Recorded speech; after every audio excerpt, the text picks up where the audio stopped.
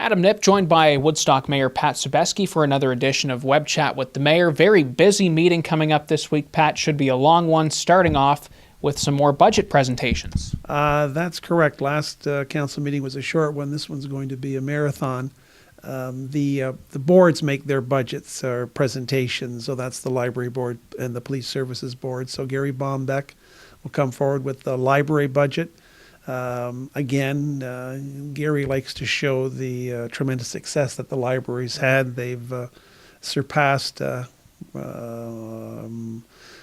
distributing over 500,000 books, so those numbers will be there, and the increase in his budget. And then Rod Freeman will come in with the police services board budget. And again, Rod, because now we're into starting I believe our 5th season as just the Woodstock Police Services.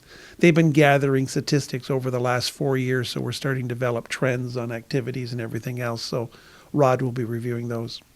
Okay, should be interesting there. Another report dealing with emergency services.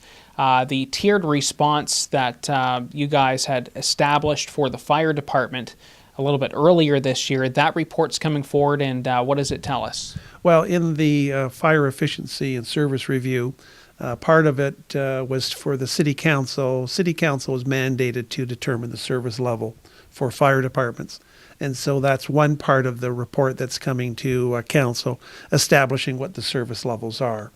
The second part had to do with tiered response and what we get into code 4s. And code 4s are when the dispatch will automatically send out the fire department. Well, some of the code 4s are very important. So if there's cardiac arrest, respiratory issues, choking, drowning, the fire department will automatically be sent out. If it's a car accident, then they have to sit and wait, and the dispatch will determine whether it's just a minor fender bender or indeed whether it's a serious one where someone might have to, the jaws of life might have to be used, or there's gas spills or something like that. And believe it or not, there are code 4s that come in where people are talking about headaches and things like that. So the fire department will not be sent to those. The whole object then is to provide time for the fire department to get into what we refer to as the 3 levels of defense.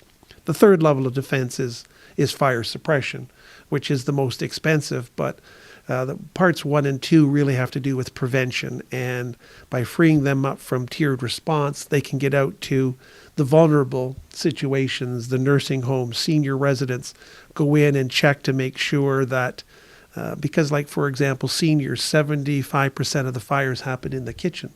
So they can review with seniors how their kitchens are set up. And the other part, of course, is people will have to have smoke alarms. They've got to have the carbon monoxide will have to be installed.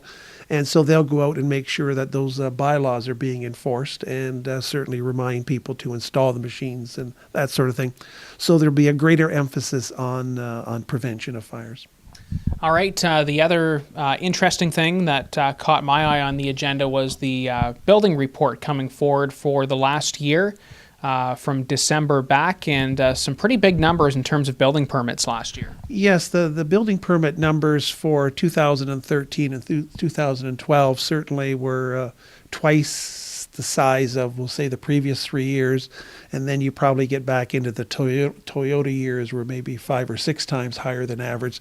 So anyways, it just shows the growth during the 3 Toyota years, the impact of the recession, and in 2012, 2013 that the city's recovered nicely. Certainly the Cisco project is the major one on the industrial side.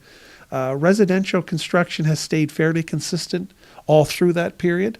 So it's a good report that shows that at least Woodstock, from a building permit perspective, has done well.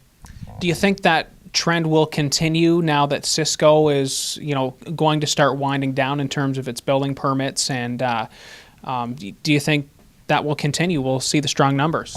Well, again, the Cisco numbers, it's 50 million, so it was maybe it was at least a third of it.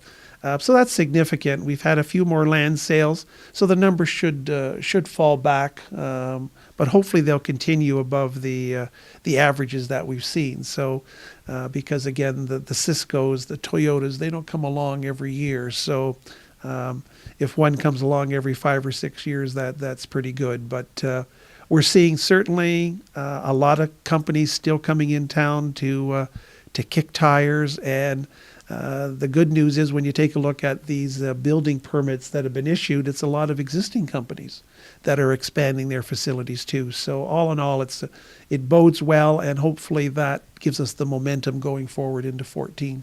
Okay, very good. We'll look for that and much more in a marathon meeting Thursday night at Woodstock City Council. Thanks, Pat. You're welcome, Adam.